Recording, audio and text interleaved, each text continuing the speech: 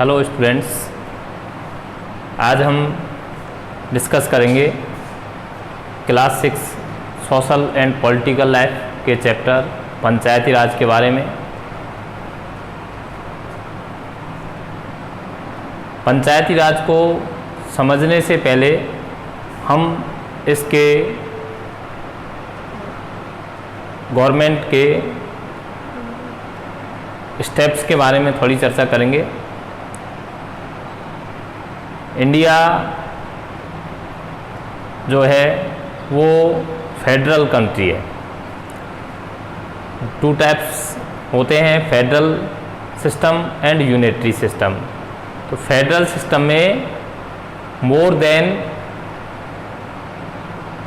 One level governments होती हैं, अर्थात एक से अधिक स्तर की सरकारें जहाँ होती है उस कंट्री को हम फेडरल कंट्री कहते हैं। इंडिया भी एक फेडरल कंट्री है। इन चीज़ों को हम आगे और विस्तार से अगली क्लासेज में पढ़ेंगे, तो उनमें ज़्यादा हम ना जा करके और हम यहाँ देखते हैं structure of government in India. Structure of government in India, तो कितने स्ट्रक्चर्स हैं उनके बारे में हम समझते हैं। National level, state level and local level. Indian federal system में 3 टियर्स ऑफ गवर्नमेंट होती है। 3 टियर्स में फर्स्ट टियर हो गया नेशनल लेवल, सेकंड टियर हो गया state level and third tier हो गया लोकल लेवल। नेशनल लेवल पे जो गवर्नमेंट वर्क करती है वो सेंट्रल गवर्नमेंट होती है। स्टेट लेवल पर जो गवर्नमेंट वर्क करती है वो स्टेट गवर्नमेंट होती है। लोकल लेवल पर जो गवर्नमेंट वर्क करती है उनको लोकल गवर्नमेंट कहा जाता है। लोकल गवर्नमेंट को फिर 2 टाइप्स में क्लासीफाई किया जाता है। 2 टाइप्स में क्लासीफाई किया गया है, rural and urban. Rural means ग्रामीण, तो ग्रामीण क्षेत्र के लिए सरकार, एंड शहरी क्षेत्र के लिए सरकार। लोकल गवर्नमेंट में आप ये भी समझ लो कि लोकल गवर्नमेंट जो है वो लोकल लेवल के जो मुद्दे हैं उनको गवर्न करने का काम करती है। तो ग्रामीण क्षेत्र के मुद्दों, ग्रामीण क्षेत्र की समस्याएं, ग्रामीण क्षेत्र का डेवलपमेंट, इन सारे कामों को रूरल गवर्नमेंट करती है और शहरी क्षेत्र वालों के लिए अर्बन गवर्नमेंट करती है। इसीलिए यहाँ ऑब्लिक में रूरल के साथ विलेज गवर्नमेंट लिखा हुआ है और अर्बन के साथ में सिटी गवर्नमेंट लिखा हुआ है, अर्थात गांवों की सरकार और शहरों की सरकार। ये जो 3 टियर्स ऑफ गवर्नमेंट है, ये हमारे कॉन्स्टिट्यूशन जब बना उस समय 3 टियर्स ना होकर के 2 टियर्स गवर्नमेंट का प्रोविज़न था।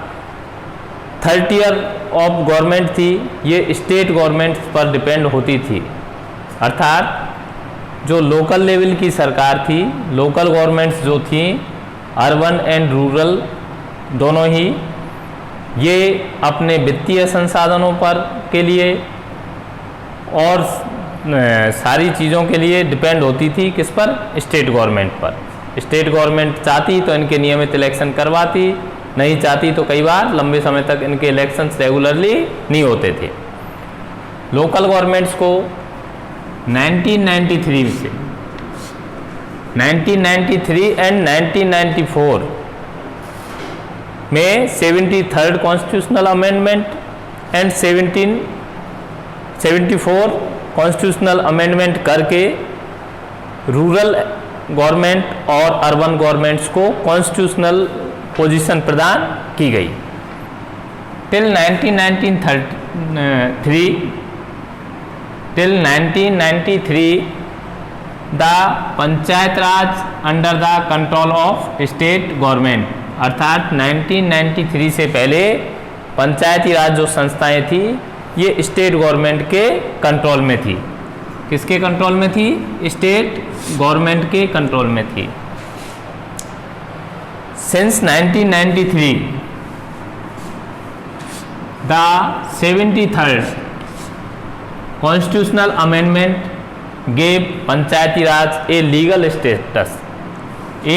स्टेटस, अर्थात 73rd जो कॉन्स्टिट्यूशनल अमेंडमेंट है, संविधान में जो संशोधन किए जाते हैं समय के साथ में, उनको हम कॉन्स्टिट्यूशनल अमेंडमेंट के नाम से जानते हैं। तो 73वां जो संविधान संशोधन किया गया, उस संशोधन के तहत रूरल एडमिनिस्ट्रेशन की जो यूनिट्स है, पंचायती राज संस्थाएं, इन्हें लीगल स्टेटस दिया गया, अर्थात इसके बाद में इनके नियमित 5 साल के बाद में इलेक्शंस होना ज़रूरी हो गया। इनको फाइनेंशियल रिसोर्सेज के लिए स्टेट गवर्नमेंट की तरफ नहीं देखना होता, इनको ऑटोनोमस कुछ पावर्स मिले। अब ये 2 टाइप्स ऑफ जो क्लासिफिकेशन है लोकल गवर्नमेंट का, उसे हम समझते हैं। रूरल अर्बन आप लोग समझ चुके हो, आपको एक्सप्लेन किया जा चुका है। अब देखते हैं हम रूरल एडमिनिस्ट्रेशन को पंचायती राज के नाम से भी जाना जाता है। ग्रामीण एडमिनिस्ट्रेशन को पंचायती राज के नाम से भी जाना जाता है। पंचायती राज में 3 टियर्स गवर्नमेंट का सिस्टम है। 3 टियर्स होते हैं, इसमें 3 टियर्स होते हैं जो एक दूसरे को सुपरविज़न का भी काम करते हैं। उसमें सबसे निचले स्तर पर जो स्तर है वो है ग्राम पंचायत। ग्राम पंचायत ये विलेज लेवल पर होती है। एक या एक से अधिक गांवों के लिए एक ग्राम पंचायत हो सकती है। कई जगह हम देखते हैं कि एक गांव में 2-2 ग्राम पंचायत भी होती हैं। कई जगह एक गांव के लिए एक ग्राम पंचायत ही वर्क करती है। कई जगह कई गांवों को मिला करके और एक ग्राम पंचायत होती है। तो ये पॉपुलेशन के आधार पर है, एक निश्चित पॉपुलेशन पर ग्राम पंचायत का गठन ग्रामीण क्षेत्र में किया जाता है। ग्राम पंचायतों का सुपरविज़न करने के लिए पंचायत समिति होती है। ये ब्लॉक लेवल पर होती है। कई ग्राम पंचायतों के ऊपर कहीं 30-35 भी हो सकती है, कहीं इससे ज़्यादा भी हो सकती है। तो उन ग्राम पंचायतों के ऊपर ब्लॉक लेवल पर अर्थात तहसील लेवल पर पंचायत समिति होती है, जो कि ग्राम पंचायत के कामों का सुपरविज़न करने का कार्य करती है। सबसे अपर लेवल जो है पंचायती राज संस्थाओं में जिस संस्था का, वो होती है जिला परिषद। तो कई ग्राम पंचायत समितियों के ऊपर जिला परिषद होती है। ये डिस्ट्रिक्ट लेवल पर होती है, अर्थात एक ज़िले में एक जिला परिषद होती है जो पंचायत समितियों के कामों का मॉनिटर करती है और ग्राम पंचायत के कामों को भी मॉनिटर करती है। इसी तरह अर्बन एडमिनिस्ट्रेशन अर्थात सिटी गवर्नमेंट जो है, उसमें सिटीज़ की पॉपुलेशन के आधार पर 3 प्रकार की संस्थाएं होती हैं। ये एक दूसरे से कोई कोरिलेशन नहीं रखती, ये अपने कामों में स्वतंत्र होती है। पॉपुलेशन के हिसाब से इन संस्थाओं में से कौन सी संस्था किसी सिटी में वर्क करेगी, ये चीज़ डिसाइड होती है। म्यूनसिपैलिटी बड़े शहरों के लिए, महानगरों के लिए म्यूनसिपैलिटी होती है और उससे कम पॉपुलेशन वाले शहरों के लिए म्यूनसिपल काउंसिल्स होती हैं। जैसे कि गंगापुर सिटी में जो इंस्टीट्यूशन वर्क कर रहा है लोकल गवर्नमेंट का, वो म्यूनसिपल काउंसिल है। और 3rd लेवल पर म्यूनसिपल कॉरपोरेशंस होती है। इनको हिंदी में नगर निगम, नगर परिषद और नगर पालिका कहा जाता है। अब इस टॉपिक के ऊपर हम अगले जो हमारा चैप्टर है उसके वीडियोज़ में डिटेल से चर्चा करेंगे अर्बन एडमिनिस्ट्रेशन के बारे में। पुनः हम अपने टॉपिक पर वापस आते हैं।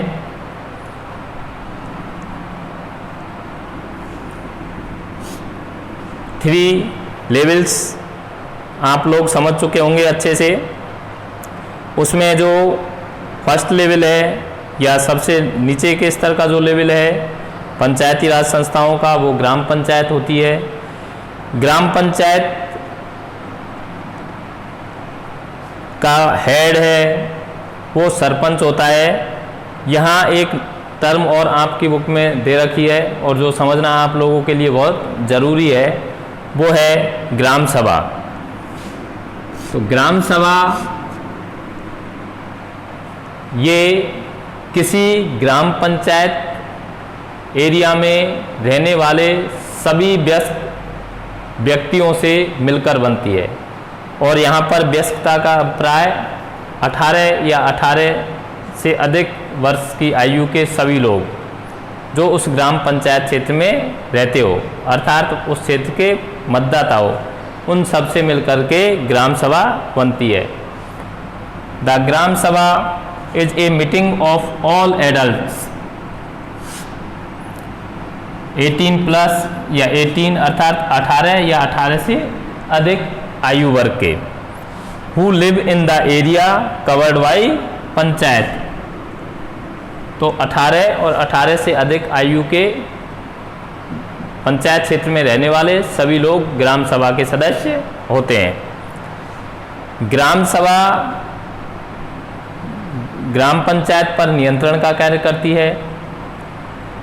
एक प्रकार से ये लेजिस्लेटिव बॉडी है ग्राम सभा, और ग्राम पंचायत है वो एग्जीक्यूटिव बॉडी है। ये चीज़ें हम आगे और अगली क्लासेज में, अगले वीडियोज़ में ज़्यादा गहराई से इनके बारे में चर्चा करेंगे। तो ग्राम सभा की वर्ष में 4 मीटिंग्स होना ज़रूरी है। 4 मीटिंग्स वर्ष के अंदर मिनिमम ग्राम सभा की होना ज़रूरी है। ग्राम पंचायत का कार्यकाल टीन्योर जो है वो 5 ईयर्स होता है। ग्राम पंचायत के पॉलिटिकल हेड को सरपंच कहा जाता है, जो कि उस क्षेत्र के मतदाता जिसका चुनाव करते हैं। इसी प्रकार से ग्राम पंचायत को कई वार्ड्स में डिवाइड किया जाता है और उन वार्ड के जो पॉलिटिकल रिप्रेजेंटेटिव्स है उनको पंच कहा जाता है। गवर्नमेंट बॉडी जो होती है ग्राम पंचायत के अंदर, अर्थात सरकार की तरफ से रिप्रेजेंटिंग बॉडी, सरकारी कर्मचारी जो होता है, जो कि ग्राम पंचायत के सारे कामों का लेखा जोखा रखता है, सभी कार्रवाइयों का लेखा जोखा रखता है और ग्राम सभा और ग्राम पंचायत की मीटिंग्स को ऑर्गेनाइज करवाता है, उसे सेक्रेटरी कहा जाता है। वर्तमान समय में राजस्थान में इसका नाम बदल करके इसको BDO कर दिया है, अर्थात विलेज डेवलपमेंट ऑफिसर।